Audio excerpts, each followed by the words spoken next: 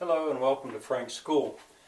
I'm analyzing Willow. Probably have 3 more days, maybe 4, to do this. All right, about yesterday. Oh boy, here comes a cat. Thief of Baghdad was the movie that I mentioned. And I thought I'd write that down. I think that's classic. I want you to know about that movie. I said that the illusion was to Bottom falling in love.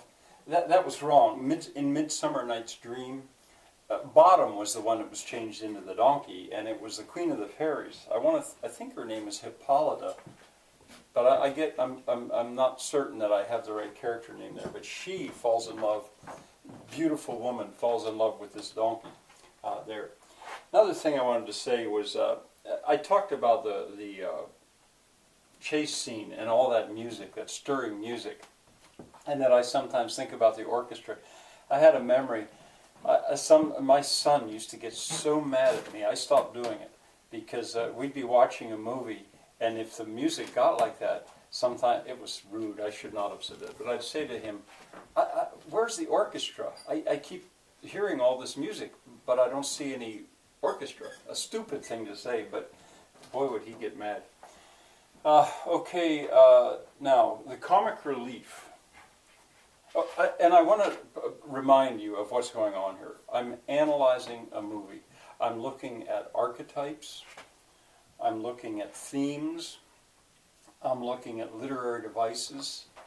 And I'm talking about the structure of the work and other things as well.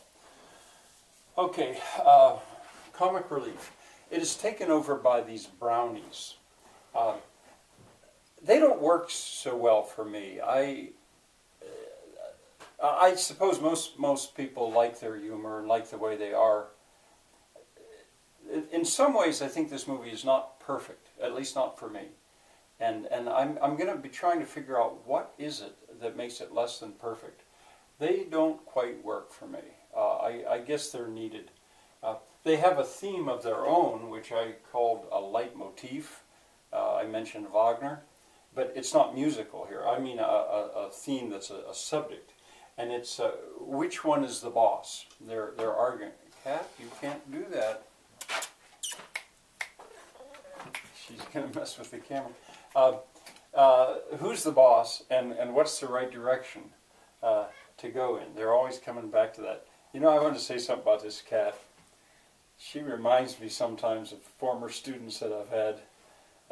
Trouble. But here, and interested, mostly. All right, meanwhile, back at the ranch. That's going to happen again briefly in what you're going to see. The story that you're following jumps back to Queen Bavmorda and her general, her devil's lieutenant, if you will.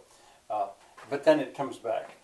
Okay, archetypes. Now, I mentioned rogue hero, and I think only now can you begin to appreciate what a rogue hero he is. He doesn't want to take care of that baby.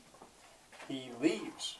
He leaves the baby behind on its own. On 2 occasions he wants to do that. But then his heart is soft and he can't quite bring himself to. Now you begin to see that he is not just an unwilling hero, he's a rogue hero. And he was a transvestite. In what you're going to see now, I think it's interesting to watch how little by little he loses his clothes. And at first his top. And Val Kilmer is the actor.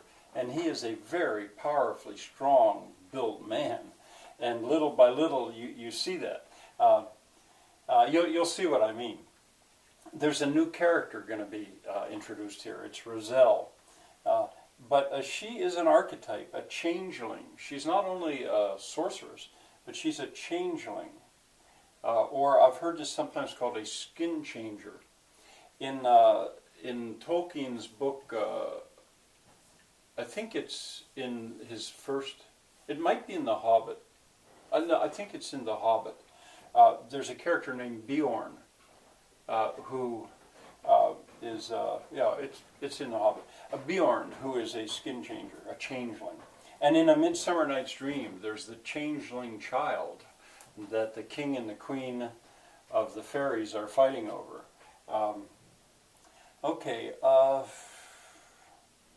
guess that's it.